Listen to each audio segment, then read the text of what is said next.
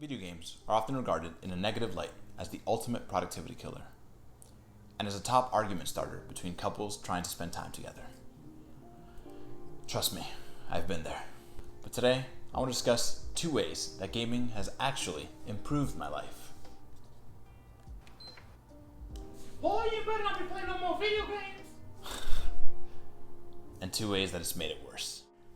I want to start off with the most important one to me, and that's connection and development of social skills. Now you may ask how playing in an online virtual world in an empty apartment is going to promote any healthy connection or social skills. But I can honestly say that without gaming, none of my current friendships would be as strong as they are today. And I can even go as far as saying as I don't know where I'd be mentally if it wasn't for certain online conversations we had playing Halo or Call of Duty at 3 a.m. in the morning. I specifically recall a friend of mine and I going over a breakup at around the same time, and some really deep conversations over our headsets that really helped us get over it. Having moved to a small town in the US from the Dominican Republic for community college, I now found myself in a new country with a different language and in a setting that really didn't promote the type of environment that I rely on to meet people. I tried and I failed consistently. I actually started feeling really lonely and self-conscious about my social interactions with people. I'd always regarded myself as a pretty sociable person, so it really threw me off guard. And that's where gaming comes in.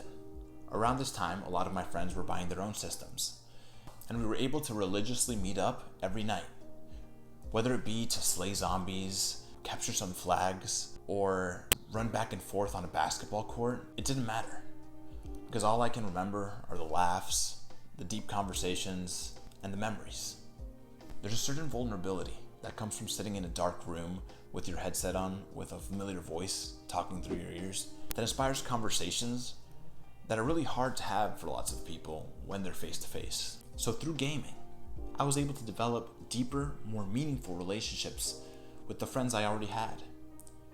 This translated into me feeling less anxious and more confident when navigating the real world and talking to strangers and different people. Now, connection isn't only about developing stronger relationships with friends you already had. So the other important part of this is the exposure that these online virtual worlds provide to different cultures, different languages, different age groups. We no longer worry about, does this person look like someone I'd hang out with? And we're able to remove that filter and discover who the person really is behind it all.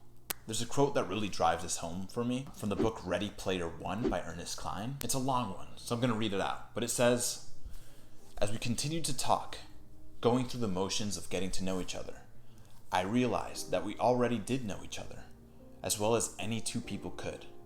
We'd known each other for years, in the most intimate way possible. We'd connected on a purely mental level. I understood her, trusted her, and loved her as a dear friend.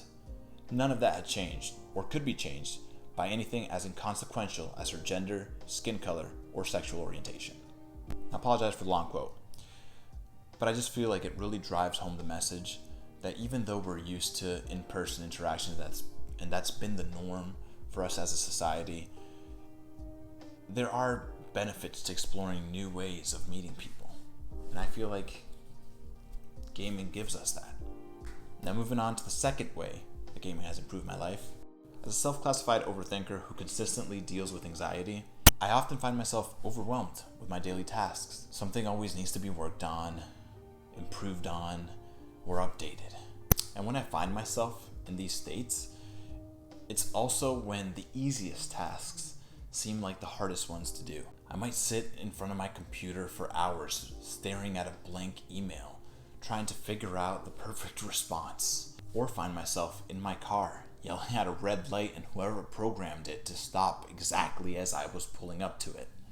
These are all telltale signs of burnout, a severe stress condition that causes mental, physical, and emotional exhaustion. The truth is, we all need moments to disconnect from our surroundings, and gaming provides a quick and accessible way to do that. It provides quick wins, instant gratification. There's nothing more satisfying than sinking a game-winning 3 in a game of 2K, or figuring out how to finally get out of one of those water temples from Zelda. As mentioned above, gaming also provides social interaction with people outside of your current circle. So whether it be surrounded by coworkers or the people locked in your house, gaming allows you to escape and get different perspectives and have different conversations with other people. Now that I've mentioned the 2 ways that gaming has made my life better, I wanted to be fully transparent and include 2 ways where it's also made it a little bit worse. Anything that's abused can end up having bad effects. Now, the first item I want to discuss on this is the negative effect of instant gratification. I'm not going to go deep into how dopamine affects the brain and our habits, but essentially, it's easier to chase those quick and easy wins versus those hard, long-term wins.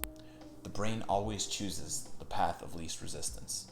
Now, moving on to the second way that gaming has impacted me negatively, it's the distraction from the real world.